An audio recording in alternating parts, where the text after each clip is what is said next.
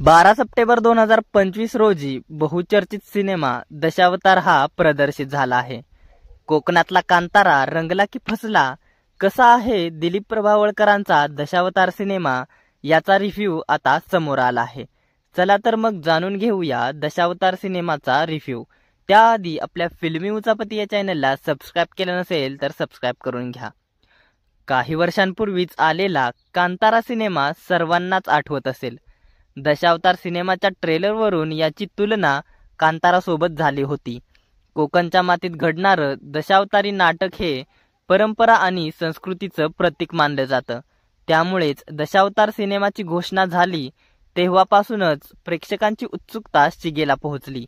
या सिनेमाच्या निमित्ताने दशावतारी नाटक रुपेरी पडद्यावर अनुभवायला मिळणार असल्याने कुतूहल निर्माण झालं होतं. कसा आहे दशावतार सिनेमा पाहूया. सिनेमाची कथा कोकणातील एका गावात दशावतारी नाटकांमध्ये काम करणारे ज्येष्ठ नट बाबुली म्हणजेच दिलीप प्रभावळकर यांच्या भोवती फिरते. बाबुलीला गावात मोठा मान असतो. दशावतारी नाटकांमध्ये त्यांनी रंगवलेली विविध पात्र बघायला मोठी गर्दी जमते. बाबुलीचं गावावर खूप प्रेम. याशिवाय गावातील जंगल आणि राखणदार यांच्यावर बाबुलीची नितांत श्रद्धा असते.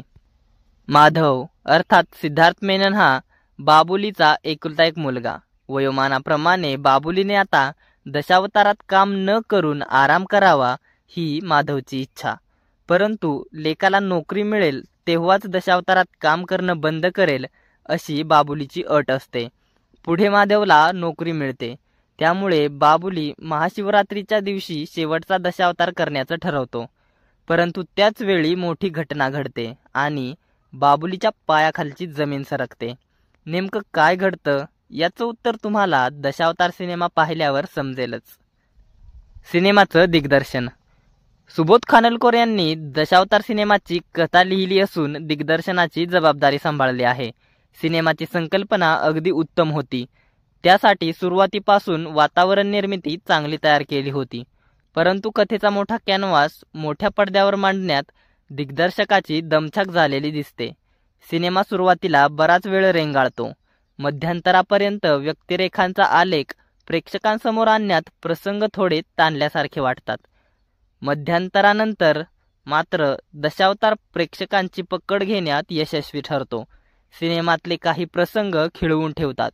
परंतु शेवटी दशावताराची गाडी पुन्हा रुळावरून घसरते आणि निराशा होते.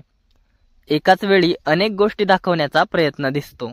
संगीत आणि गाणी संपूर्ण सिनेमात संथ प्रसंग प्रभावी करण्याचं काम ए.व्ही. प्रफुल्लचंद्र यांच्या संगीताने केलंय. दशावतार सिनेमाच्या कथेची नस ए.व्ही. प्रफुल्लचंद्र यांना बरोबर सापडल्याने त्यांचं संगीत चांगला परिणाम साधतं. सिनेमातील गाणीही कथानक पुढे नेण्याचं काम करतात आणि ऐकायलाही छान वाटतात. अभिनय दशावतार सिनेमात दिलीप प्रभावळकर यांचा अभिनय पाहणंही प्रेक्षकांसाठी मोठी पर्वणी आहे. एखाद्या नटाला स्वप्नवत वाटावी अशी बाबुलीची भूमिका दिलीप यांनी समर्थपणे साकारली आहे.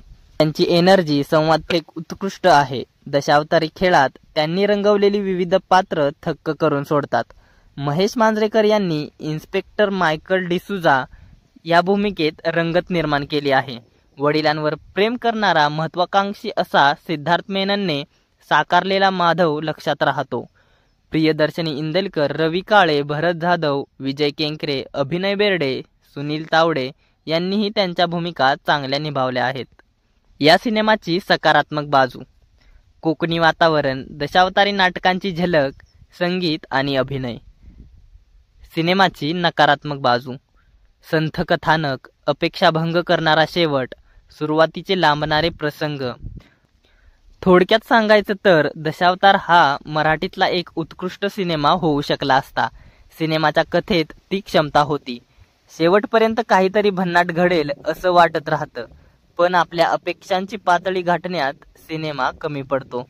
तरीही मराठी सिनेसृष्टीतला एक वेगळा प्रयत्न, दिलीप प्रभावळकरांचा भन्नाट अभिनय आणि संगीताची जादू अनुभवण्यासाठी दशावतार सिनेमा एकदा चित्रपटगृहात नक्की पहा.